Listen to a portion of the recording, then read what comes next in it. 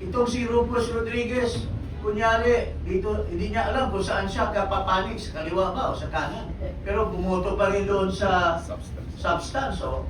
So, dinadrama nila ang taong bayan. Alam naman natin kung saan hahantong ito lahat. Tulad ditong pangit na chairman. Ha? Gusto niyang maging maganda sa mga media. Kaya pala'y press release niya, sa mga mali-mali niyang sinasabi. Enhancing the political process to persuade the people in their favor. Eh kung gusto nila noon na 1/3 ay minamadali nila, eh bakit hindi na nila madaliin ngayon? Magboto na sila. Bakit pa nila gagamitin ang BP para sa kanilang sarswela? Wala silang ebidensya, mangangalat pa. Ito lahat, it's politics. Eh kung may order ang speaker, may order ang majority floor leader, lahat yan, tameme lahat yung mga miyembro dyan ng Committee on Justice. It's already been revealed by a Congressman Erice. It's been revealed by Toby Chanco na pamulitika lahat ito. Kaya ito sa inyo, lahat dyan ng mga congressman. Ito sa lahat dyan ng mga congressman. Kayo dapat ang imbestigahan base doon sa 18 Marines kung ilan ang maleta na tinanggap nyo. Umamin na nga yung isang babae. Ha? Umamin na nakatanggap siya ng maleta. Pero hindi niya sinabi kung magkano natanggap ng tatay niya. Ha? O, iyan po. This is purely political. Pero the people of this country is still hoping that the Senate will give justice to the impeachment process. Kaya takot na takot sila sa Senado because hindi nila alam kung anong decision. Pero for me, it's already, if it's forgone in the House na ma-impeach si Sara Duterte, it's forgone in the Senate na wala silang makukuhang boto to convict her. Marami pong salamat mga kababayan sa ating members of the media and of course the social media.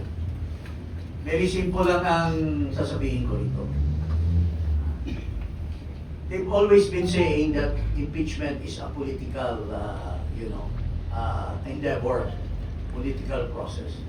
Kaya the height of politics is present in the House of Representatives sa Committee on Justice. I mean, wala na tayong pag-uusapan doon pa lang sa determination of form and substance. Pinakita na nila yung politika. 54 versus 1. Oh. Itong si Rufus Rodriguez, kunyari, dito, hindi niya alam kung saan siya kapapanig, sa kaliwa ba o sa kanan. Pero bumoto pa rin doon sa substance. Oh. So, dinadrama nila ang taong bayan. Alam naman natin kung saan hahantong ito lahat. In fact, gustong-gusto nila talaga na magkaroon ng trial sa Senate. Pero ito lahat palabas. Palabas lang ito. Tulad ditong pangit na chairman. Gusto niyang maging maganda sa mga media. Kaya pala'y press release niya, sa mga mali-mali niyang sinasabi. Enhancing the political process to persuade the people in their favor. Eh kung gusto nila noon na 1/3 ay minamadali nila, eh bakit hindi na nila madaliin ngayon? Magboto na sila. Bakit pa nila gagamitin ang BP para sa kanilang sarswela? Alam naman natin, sarswela lahat ito. Oh. Wala silang ebidensya, mangangalat pa. You know, when you file a case, if it's a criminal or a civil, you file a case in a criminal doon sa fiscal, pagdating doon sa complaint mo, nakalatag na lahat na ebidensya. Hindi ka na pwedeng tika-tika piskal, isupina mo muna ito kasi wala kaming naka-attach ditong ebidensya sa sinasabi namin. Pwede ba yung ganun? Papasupina mo ba? The fiscal, which is akin. Sabi ni Jimmy, yung fiscal, kung anong trabaho ng fiscal, ganun din ang trabaho ng House Committee on Justice. They only determine probable cause. Pero if you're conducting a trial, you're already making a judgment. You're usurping the powers of the Senate. Ha? Di ba? Correct. Ano pang gagawin ng Senado kung pinrejudge mo na dito by making a mini trial kunyari, pero actually, you're already making a full-blown trial under the guise of a mini trial. Well, the Constitution did not use the word try for the House of Representatives. It only says initiate. And initiate means to say, i-determine mo lang, tapos kung mayroon kayong prima facie o probable, magbutuhan sa plenary. If you get 1/3, then let the Senate decide and try the case. Ito, inuusik nyo na si Vice President using several stupid arguments from stupid people na hindi man lang mga abogado.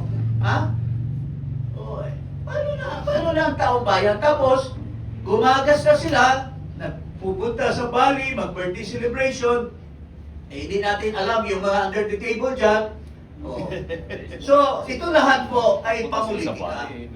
Kaya, baloney, yung House, talagang alam na natin ang ang kanilang boto. Mayroon dyan iba, kunyari, isang partido, isang ganito, kunyari, pahaging-pahaging pa. Sabi nga nung isang businessman na kausap ko, nagpapalapad lang ng papel yan para baka hindi pa nabigyan.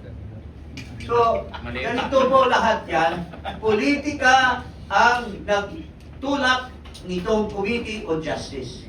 Gusto nilang gamitin for their propaganda, and they're hiring even dean of law schools to talk in their behalf to justify their sarsuela na mini trial. Mayroon isang bobo dyan na din na sinipa ng kanyang law school. Daldal ng daldal, ang daming din na sinasabi. Katulad ito ng mga iba pang mga abogado dyan na alam naman natin mali yung sinasabi nila, but hindi natin alam kung anong nasa likod ng kanilang mga sinasabi. So, ang bottom line para sa akin, mga kababayan, I've been a member of the House. There were 3 impeachment process that I've gone through. First, yung kay Chief Justice Davide. Yung kay Chief Justice Davide, we achieved 1/3, pero hindi tinanggap ng Senado. Hindi in-endorse ni Speaker de Venecia. So, talagang pamulitika. Yung kay kay Bautista, pinatay na nila doon pa lang sa pinatay na nila doon pa sa committee. Wala kang form, walang substance, pero na-overall ng plenary. So, ito lahat, it's politics. Kung may order ang speaker, may order ang majority floor leader, lahat yan, lahat yung mga miyembro dyan ng Committee on Justice. It's already been revealed by a Congressman Erice. It's been revealed by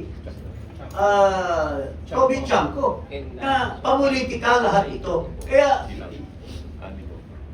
ito sa inyo, lahat dyan ng mga congressman. Ito sa lahat dyan ng mga congressman. Kayo dapat ang imbestigahan base doon sa 18 Marines kung ilan ang maleta na tinanggap nyo. Umamin na nga yung isang babae. Umamin na nakatanggap siya ng maleta. Pero hindi niya sinabi kung magkano natanggap ng tatay niya. Iyan po. This is purely political.